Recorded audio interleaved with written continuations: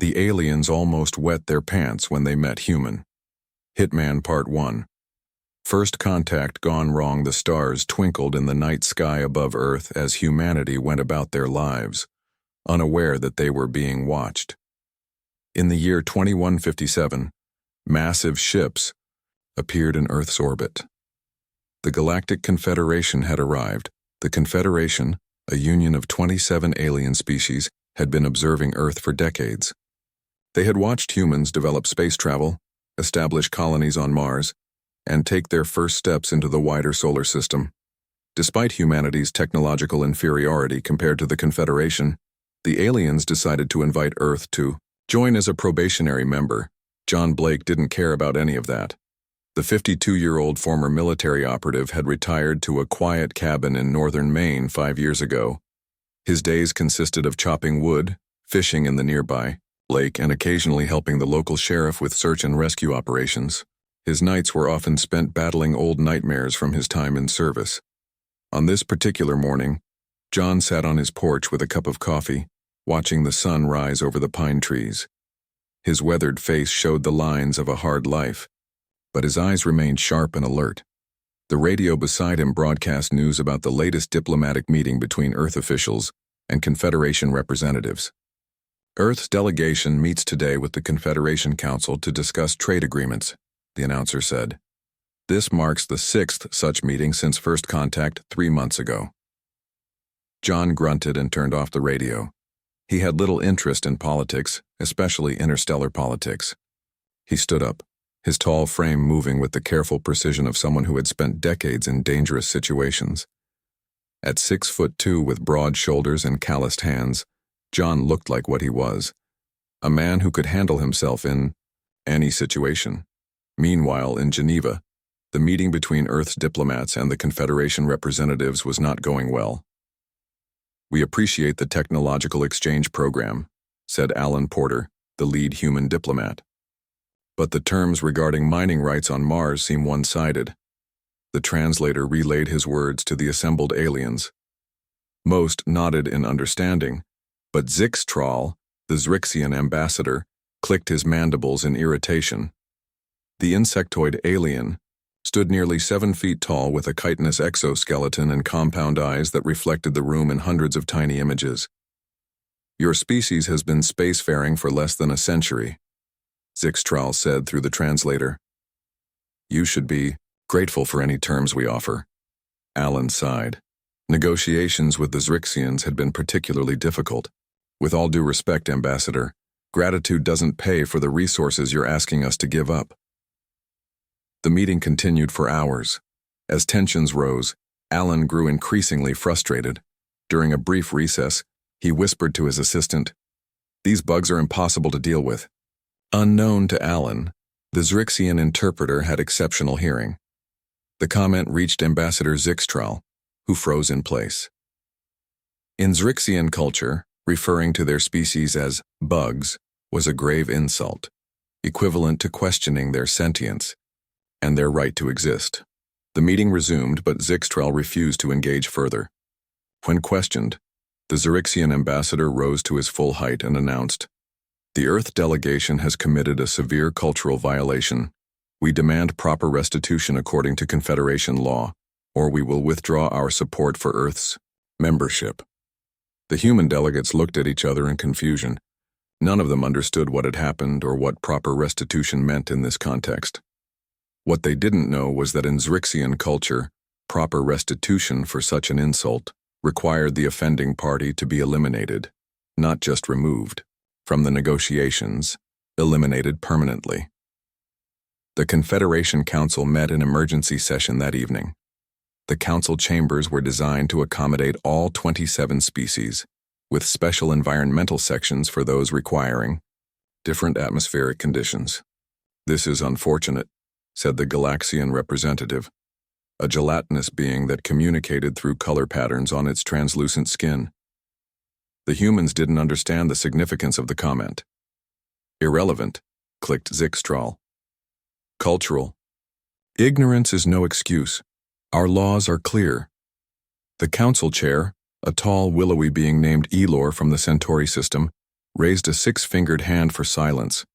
We cannot allow this incident to derail Earth's admission to the Confederation. There must be a compromise. After hours of debate, the Council reached a decision. They would not explain to humanity what proper restitution meant in Zrixian terms. Instead, they would handle the matter internally by hiring someone to resolve the situation discreetly. "We need a professional," Alor said. "Someone who understands the gravity of the situation and can handle it with appropriate discretion." The Council searched their databases for suitable candidates. Most Confederation species were not physically suited for such work. They needed someone who could move undetected among humans. When they searched Earth's military records, data they had gathered during their observation period, one name appeared, repeatedly in classified operations: John Blake. "This human has the necessary skills," said Elor, reviewing John's record. 25 years of military service, specialized in covert operations, multiple commendations for completing impossible missions. He appears to be what humans call a hitman. The Council did not understand that John had been a special forces operator, not an assassin. Their misinterpretation of his record led them to believe he was exactly what they needed: someone who eliminated problems permanently. They selected Klavik, a nervous Tellurian with blue skin and 4 arms, to approach John. As a species that resembled humans in basic shape, the Tellurians were often used for first contacts. "You must convince this human to help us," Elor told Klavik. "Explain that the future of Earth's relationship with the Confederation depends on it." Klavik trembled at the assignment. Earth's gravity was 20% stronger than what his species was used to, and the oxygen-rich atmosphere was considered dangerous by Tellurian standards. Plus, he had seen videos of human combat capabilities. The thought of meeting a human hitman terrified him. Nevertheless, duty called. The next morning, a small Confederation shuttle departed for Earth, carrying a very nervous Klavik and a mission that would forever change humanity's place in the galaxy. Back in Maine, John Blake finished his morning routine, unaware that his quiet retirement was about to end. As the sun climbed higher in the sky, he had no idea that an alien was on its way to his doorstep, bearing a request that would make him the most feared human in the galaxy. The aliens almost wet their pants when they met Human Hitman Part 2. The reluctant Hitman, the small Confederation shuttle, landed in a clearing half a mile from John Blake's cabin. Klavik stepped out and immediately struggled to breathe. Earth's atmosphere felt thick and heavy in his lungs, and the stronger gravity made his 4 blue arms feel like they were filled with lead. He wore a thin environmental suit that helped filter the air but did little for the crushing weight he felt. "Terrible planet," Klavik muttered as he checked the coordinates on his device. He had been briefed about Earth's dangerous conditions, but experiencing them firsthand was much worse than he had imagined. How did humans survive in this environment? No wonder they were considered so hardy by Confederation standards. The Tellurian began walking through the forest, jumping at every sound. A squirrel darted across his path, and Klavik nearly activated his emergency beacon in panic. By the time he reached John's cabin, his blue skin had paled to a sickly lavender. John was splitting logs when he noticed the strange figure approaching. His years of training kicked in, and he carefully set down his axe while scanning for escape routes and potential weapons. He had heard about the different alien species in the Confederation, but had never seen one in person. "John Blake?" Klavik called out, his voice high and nervous through the translator device on his collar. "That's me," John replied, keeping his stance relaxed but ready. "I don't recall inviting any aliens to my property." Klavik took a step back, intimidated by John's size and the casual way he held himself. Even without weapons, the human looked dangerous. "I am Klavik, representative of the Galactic Confederation Council. I bring an urgent matter that requires your specialized skills." John raised an eyebrow. "My specialized skills? I'm just a guy who enjoys fishing and chopping wood these days." "May we speak inside?" Klavik asked, eyeing the forest nervously. "I find your planet's wildlife unsettling." With a shrug, John led the alien into his cabin. The interior was simple but comfortable, with wooden furniture and a stone fireplace. Klavik refused to sit, too anxious to relax. The Confederation Council has reviewed your military record, Klavik said. Your experience in covert operations makes you uniquely qualified for a sensitive assignment. John crossed his arms. My military record is classified. How did you get access to it? Klavik's upper arms fidgeted while his lower ones clutched a small device. The Confederation has been observing Earth for decades. We have gathered considerable data. That's not comforting, John said flatly. What exactly do you want from me? The alien swallowed hard before answering. There has been a diplomatic incident. A human delegate has gravely insulted the Zrixian ambassador, threatening Earth's membership in the Confederation. We need someone to remove the problem. John stared at the alien for a long moment. Are you asking me to kill someone? Klavik's skin rippled in discomfort. We prefer the term provide restitution according to Zrixian cultural standards, but yes. In one swift motion, John moved across the room, his hand gripping the front of Klavik's environmental suit. The alien squealed in terror, all four arms flailing. Let me make something clear, John said, his voice dangerously quiet. I was a soldier, not an assassin. I don't kill people for money or for politics. Klavik trembled violently, convinced his life was about to end. Please, the Council believed you would understand the necessity, the fate of your planet. John released the alien, who stumbled back against the wall. Explain what you mean about the fate of my planet. Once Klavik regained his composure, he explained that without proper restitution, the Zrixians would withdraw their support for Earth's membership. In the complex politics of the Confederation, this would likely lead to Earth being classified as a protected primitive world rather than a member species, effectively cutting off humanity from interstellar travel and trade. And in the worst case, Klavik added, the Zrixians might declare your species a threat to galactic stability. Which means what exactly? John asked. War, Klavik whispered. A war your people cannot win. John paced the room, processing this information. All this because of an insult? What exactly did this diplomat say? He referred to the Zrixians as bugs, Klavik explained. In their culture, this implies they are non-sentient, mere animals. It is their most severe taboo. John laughed incredulously. And for that they want someone dead? No, there has to be another way to resolve this. Klavik's posture slumped in despair. The Council sent me to secure your services. If I return unsuccessful, John thought quickly. He had no intention of killing anyone, but he also couldn't ignore a threat to Earth. He needed more information, and possibly some help. I'm not agreeing to anything, John said firmly, but I'll look into the situation. I have an old friend in the diplomatic corps who might know more about this. What's the name of the diplomat who caused the offense? Alan Porter, Klavik replied. He is the lead negotiator for Earth's delegation. John nodded and picked up his phone. He dialed a number he hadn't used in years. Sam, it's John Blake. I need your help with something unusual. 3 hours later, Samantha Cole arrived at John's cabin. She was a tall woman with gray-streaked dark hair pulled back in a practical ponytail. Her sharp eyes took in the nervous alien sitting as far from John as possible. When you said unusual, you weren't kidding, she remarked. I drove 5 hours for this, so it better be good. John explained the situation while Klavik confirmed the details. Sam listened intently, her diplomatic training evident in her neutral expression. I've worked with Alan Porter before, she said when John finished. He's a good man, just inexperienced with alien cultures. But something doesn't add up here. She turned to Klavik. The Zrixians have been difficult in every negotiation, not just with humans. Why are they pushing so hard on this issue? Klavik shifted uncomfortably. I am not privy to Zrixian politics. Sam looked at John meaningfully. The timing is suspicious. Just yesterday, our survey team discovered a massive deposit of rare minerals on Mars, exactly where the Zrixians want mining. Rights. John's eyes narrowed.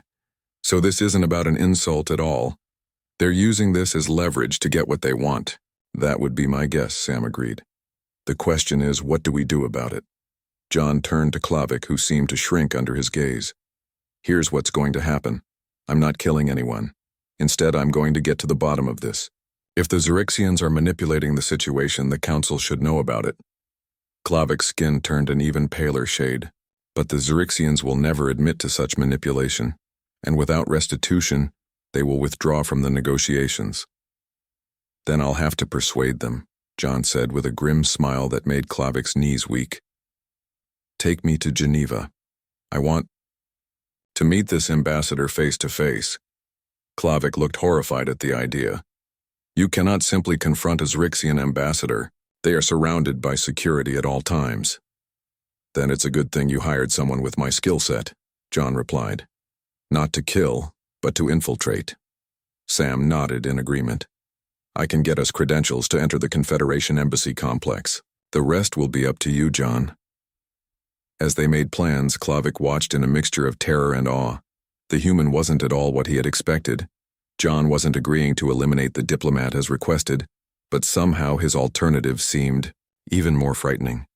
The thought of this human infiltrating the heavily secured embassy and confronting the Xerixian ambassador directly was unimaginable. By nightfall, John had packed a small bag with essential equipment. Nothing lethal. He meant what he said about not killing anyone. But tools that might come in handy: rope, wire cutters, a small mirror, lockpicks, and other items from his military days. Ready? Sam asked as she finished making her own preparations. John nodded. Let's go show these aliens that humans don't solve problems by killing their own. We have better ways to handle things. Klavik followed them nervously, already composing in his mind how he would explain this dramatic change of plans to the Council. One thing was becoming increasingly clear to the alien. Humans were even more terrifying than the Confederation had realized, especially when they decided to do things their own way. The aliens almost wet their pants when they met human. Hitman Part 3, The Human Way, the Confederation Embassy complex in Geneva, was a massive structure that looked like nothing built by human hands. Its walls curved in impossible angles, and parts of the building seemed to shimmer in and out of view. The complex was designed to accommodate all 27 alien species, with special areas for those who needed different atmospheres or gravity levels. John, Sam, and a very nervous Klavik approached the main entrance.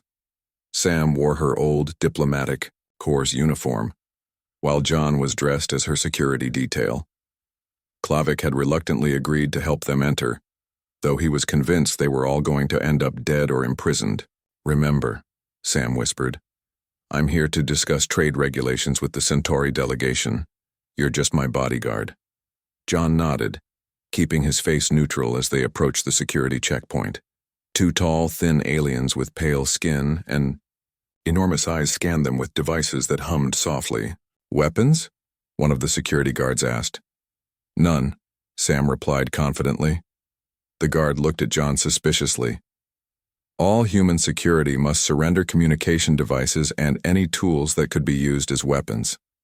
John handed over his phone, but kept his small bag. Personal items, he explained. Nothing dangerous. The security devices didn't detect anything harmful in John's bag. What the aliens didn't understand was that to someone with John's training, almost anything could be a tool or a weapon. The simple items he carried were innocent on their own but versatile in the right hands. They passed through security and entered the main atrium, a vast space filled with aliens of all shapes and sizes. John tried not to stare, but it was hard not to notice the 7-foot-tall crystal beings communicating through light pulses, or the floating jellyfish-like creatures that glided through the air. The Xerixian offices are on level 5, Klavik whispered. But they're heavily guarded. You'll never get in. We'll see about that, John replied. Sam, go to your meeting with the Centauri. Klavik and I will find another way up. Sam nodded and headed toward the conference rooms while John led Klavik toward a service corridor he had spotted. Once they were alone, John pulled out a small device from his bag. What is that? Klavik asked nervously. Just a modified maintenance pass I made from the schematic Sam downloaded, John said, sliding the device over the door panel. The lock clicked open. Nothing fancy. They slipped inside the service corridor, which was designed for the maintenance drones that kept the building running. The passage was narrow and dimly lit, perfect for moving unseen. "How did you know this would be here?" Klavik asked. "Every building needs maintenance access," John explained. "It's a universal constant, even for alien architecture." They made their way up through the service shafts. John moved with a quiet efficiency that made Klavik increasingly nervous. The human didn't seem to get tired or confused despite the complex layout. He mapped their route mentally, never hesitating at junctions or lift tubes. At one point, they had to cross a section where the gravity was reduced for the comfort of some lighter alien species.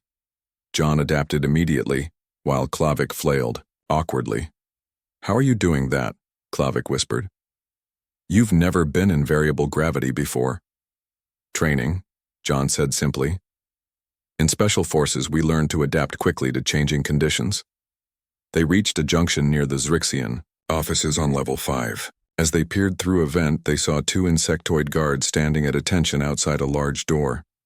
"That's the ambassador's office," Klavik whispered. "There's no way past those guards." John studied the situation, noticed a pattern in the guards' movements, and spotted a maintenance panel on the opposite wall. "There's always a way. Wait here." Before Klavik could protest, John slipped through the vent and crossed the corridor in a moment when both guards were looking the other way. He reached the maintenance panel, opened it with his tool, and disappeared inside just as one of the guards turned around. Klavik held his breath, certain the human would be caught. Instead, a minute later, the lights in the corridor flickered, briefly.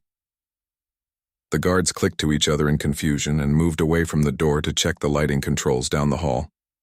John reappeared from the vent beside Klavik. "Come on, we have about 30 seconds. They rushed across the corridor and through the temporarily unlocked door into an antechamber.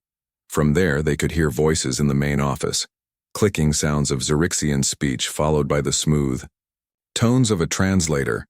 "Must stand firm," a Zrixian voice was saying.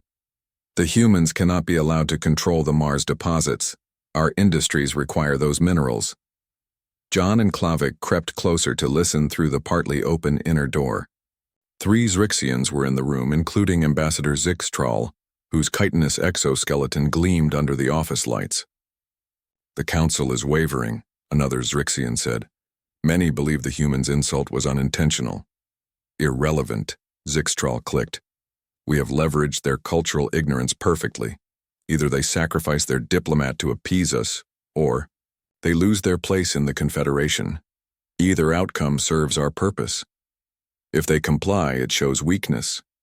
If they refuse, we have cause to deny them membership." John's jaw tightened as he listened. The aliens were deliberately manipulating the situation, using their cultural differences as a political weapon. "We must move quickly," Zixtral continued. "Once we secure the mining rights to Mars, we can begin extracting the Zerithium deposits before the humans realize their true value." John had heard enough.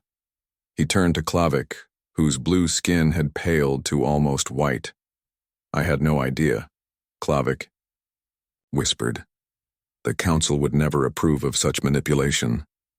"Record everything," John said, pointing to Klavik's communication device. "We need evidence to take to the council." As they began recording, a loud alarm suddenly blared throughout the complex. The Zrixians in the office jumped to attention, mandibles clicking rapidly. "We've been discovered," Klavik said in panic. "The security system must have detected us." John quickly assessed their options. The main door was already locking down, and they could hear security forces moving in the corridor. "Time for Plan B," John said, stepping out from their hiding place, directly into the ambassador's office. The 3 Zrixians froze at the sight of the human. Zixtral's compound eyes reflected John's image dozens of times over. "Who are you?" Zixtral demanded. "How did you get in here?" "The name's John Blake," he said calmly. "I'm the human you tried to hire to kill Alan Porter." The Zrixians clicked to each other rapidly, their equivalent of alarmed whispering. One reached for a communication panel, but John was faster. He crossed the room in 3 strides and disabled the panel with a quick twist of his wrist. I heard everything you just said about manipulating the situation, John continued. The Council might be interested to know how you're using a cultural insult to steal resources from Earth. Zixtral's mandibles clattered in anger. You have no proof, and you will never leave this room. Guards. The door behind John burst open, and 4 Zyrixian security officers rushed in, holding weapons that hummed with energy. John didn't flinch or reach for a weapon of his own. He simply stood there, facing the ambassador with a calm confidence that made even the armed guards hesitate. I wouldn't do that if I were you, John said. My friend has already transmitted everything we heard to the Council. Shooting me would just confirm your guilt. This was a bluff, but the Zyrixians couldn't know that. Klavik, still hidden, took the cue and began actually transmitting the recording to his Council contacts. You're lying, Zixtral hissed. No human could infiltrate our security. John smiled, and something about that smile made all the Zyrixians take a step back. It wasn't threatening or aggressive. It was the smile of someone who knew exactly what he was capable of. You wanted to hire a hitman, John said quietly. Well, here I am. But I don't kill for politics or money. I'm here to tell you that humans solve problems our own way, and right now you're the problem. The way he said it so calmly and with such certainty sent shivers through every Zyrixian in the room. Their species had evolved to detect threats, and everything about this human screamed danger, despite his lack of weapons or aggressive moves. In that moment, as John Blake stood alone facing 5 armed Zyrixians without showing a hint of fear, the aliens began to understand why humans were truly the most terrifying species they had ever encountered. The aliens almost wet their pants when they met Human Hitman.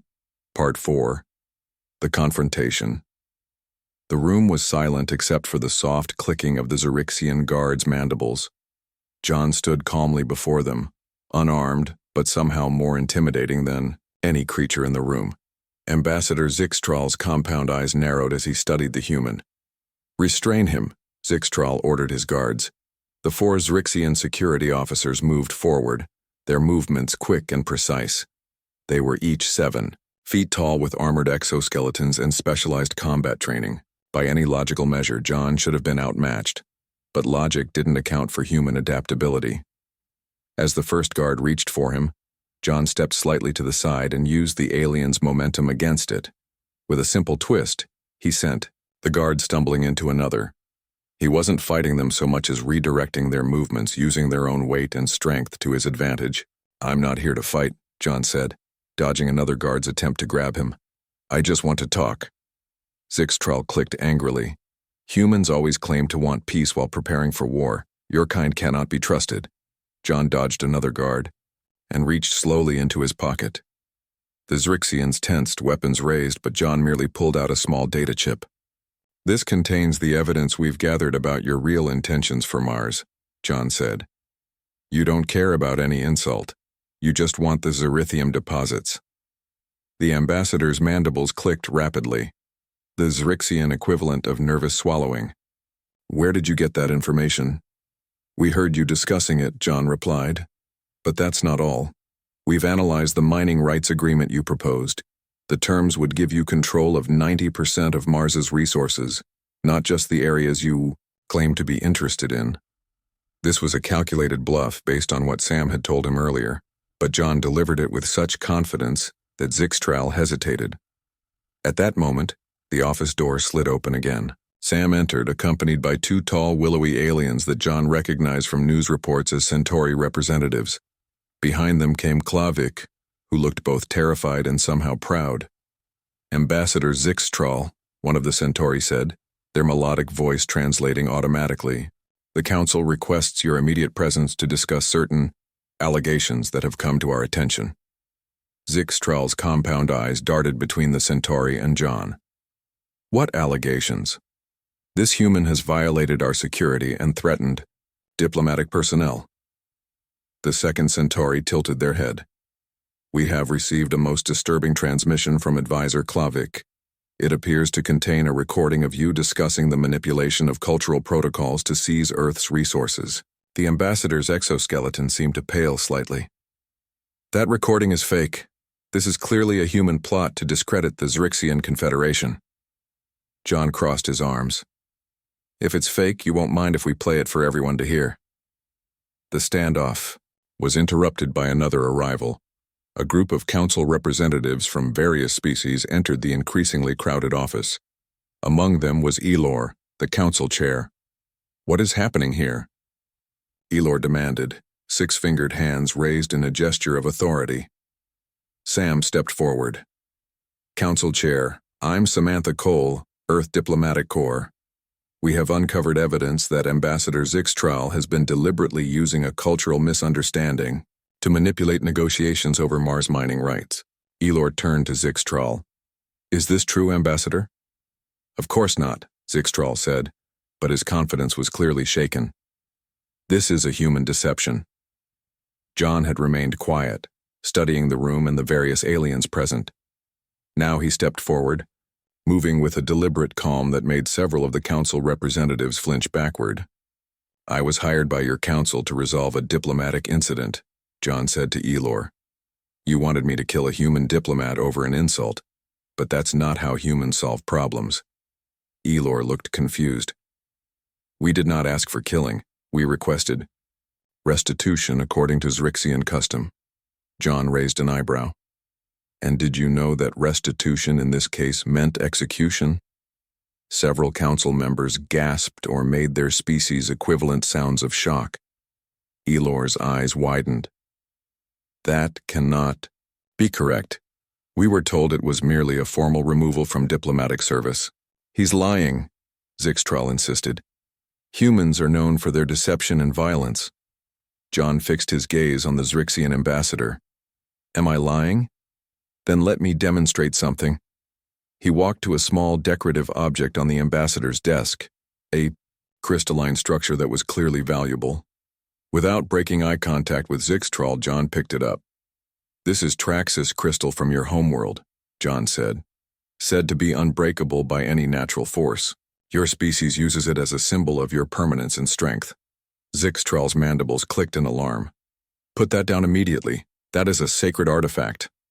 John held the crystal between his hands. I've spent the last 3 hours in your embassy. In that time, I've learned about your culture, your weaknesses, and your plans. I could have killed you a dozen times over if that was my intention. Then, with a sudden twist of his hands, there was a sharp cracking sound. John opened his palms to reveal the crystal broken in 2 perfect halves. The room went completely silent. Every alien stared in shock. The Traxxas crystal was renowned throughout the galaxy for its strength. It was used in starship hulls because of its resistance to almost any force. And this human had broken it with his bare hands. What the aliens didn't know was that John had discovered the crystal's one weakness, a precise application of pressure at a specific angle, from a scientific display in the embassy's cultural center. It wasn't superhuman strength, but human observation and adaptability that had allowed him to break it. But to the aliens watching, it looked like impossible, terrifying strength. Zixtral made a high-pitched keening sound and stepped back. His lower abdomen contracted suddenly, and a viscous fluid began to pool on the floor beneath him. The other Zrixians in the room backed away, mandibles clicking rapidly in distress. He has voided his waist sac. Klavik whispered to Sam, horrified and fascinated. It is the Zrixian equivalent of what humans call wetting oneself. John placed the broken crystal halves carefully on the desk. I didn't come here to hurt anyone. I came to stop you from hurting my species through manipulation and lies. He turned to address Elor and the other council members. Earth wants to join the Confederation as equals, not as victims to be exploited. The insult to Ambassador Zixtral was unintentional and should be addressed through proper cultural education, not execution.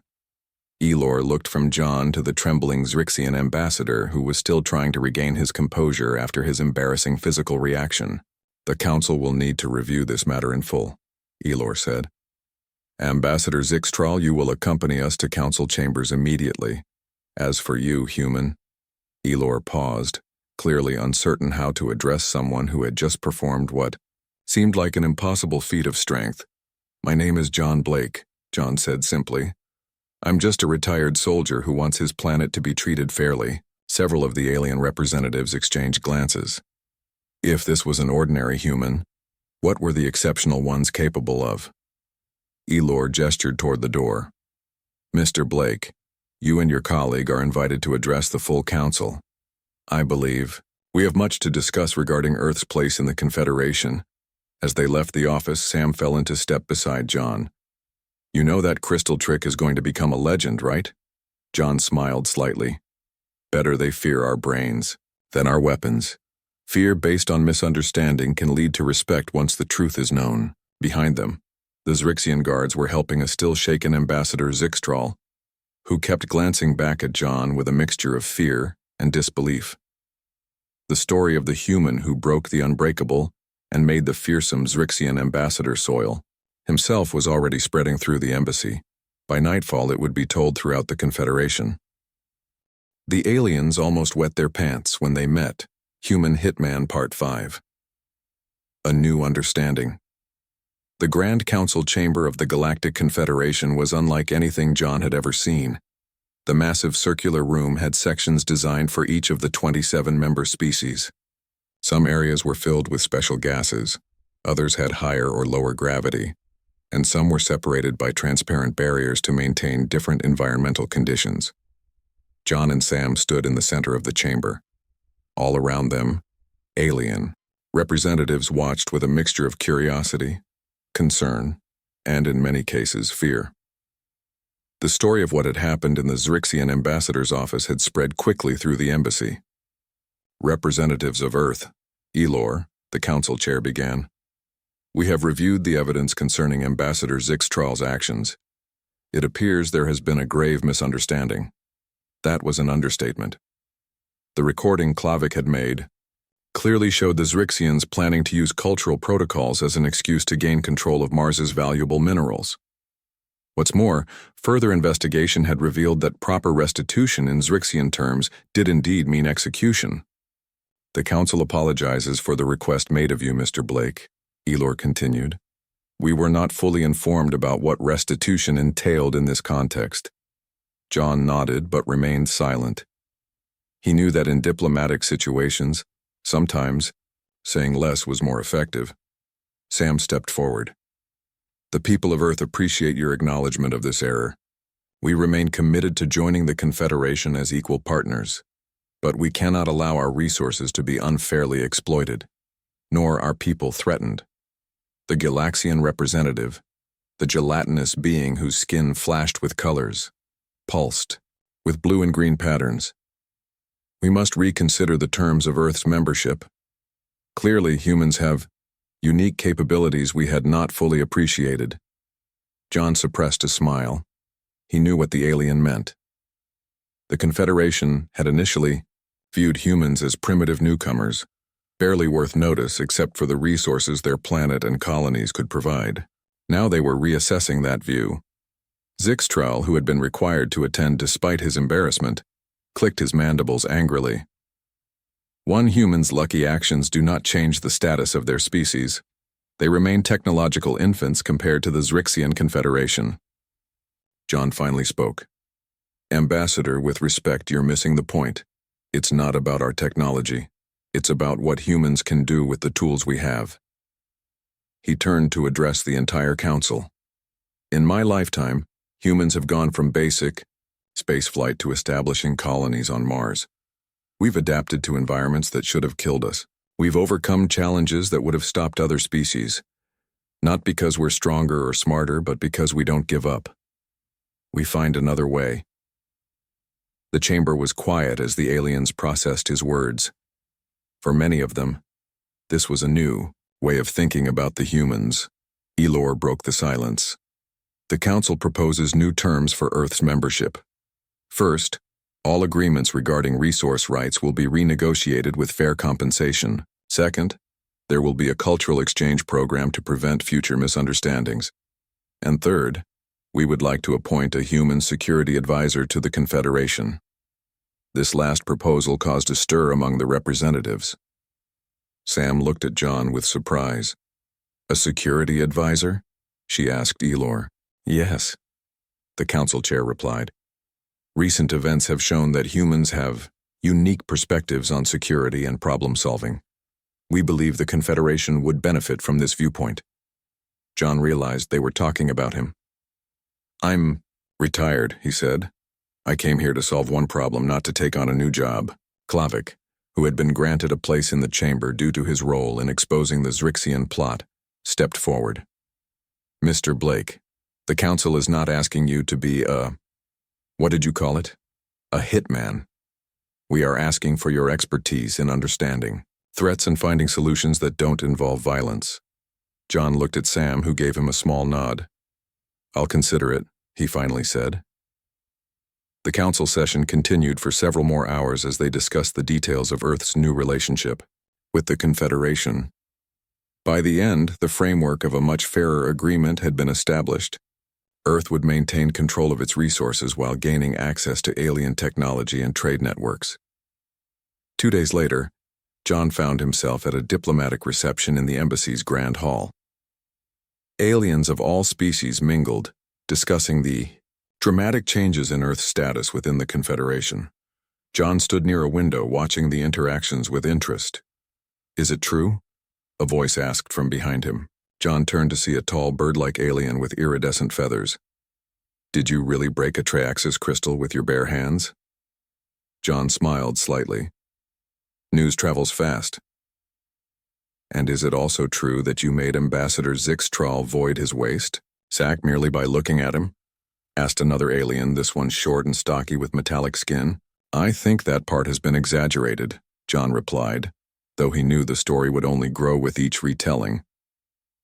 Across the room, Sam was engaged in conversation with several council members, including Elor. She had been appointed Earth's chief diplomat to the Confederation, a role she was perfectly suited for. She caught John's eye and gave him a small thumbs up. John had finally agreed to serve as a security advisor, but on his terms. He would not be involved in any assassination or targeted elimination. Instead, he would help the Confederation understand threats and develop nonviolent solutions when possible. It was a role that surprised him, but one he found he was uniquely qualified for. A group of younger aliens approached John cautiously, clearly working up the courage to speak to him. One of them, a Tellurian like Klavik but smaller, finally asked the question they had been debating among themselves. Mr. Blake, is it true that all humans are as dangerous as you? John looked at the group of aliens, seeing the mixture of fear and curiosity in their expressions. He thought about how to answer. He could tell them that he was exceptional, that most humans weren't trained as he was. But that wouldn't serve Earth's interests in the long run. Instead, he smiled slightly and said, No, I'm actually one of the nice ones. The young alien's eyes widened and several of them took an instinctive step back. The story of the human hitman who broke unbreakable crystal and made a Zrixian ambassador wet himself would spread even further now, growing with each retelling. As John looked out at the Earth visible through the window, he felt satisfied. The threat to his planet had been neutralized not through violence but through intelligence and determination, the human way. The Confederation had learned an important lesson about their newest members. Humans might not have the most advanced technology or the longest history in space, but they were adaptable, resourceful, and when necessary, truly terrifying. And somewhere in the vastness of space, other alien species who might have considered Earth an easy target would soon hear stories about humans, especially about what happened when anyone threatened them. They would learn about the retired soldier who had faced down armed guards without weapons, broken the unbreakable, and made the fearsome Zrixians nearly wet themselves in terror. They would think twice before crossing paths with humanity. John lifted his glass in a small toast to the planet outside the window. Earth's place in the galaxy was secure, and he had helped make it so. Not as a hitman, but as a human. And sometimes, that was the most frightening thing of all.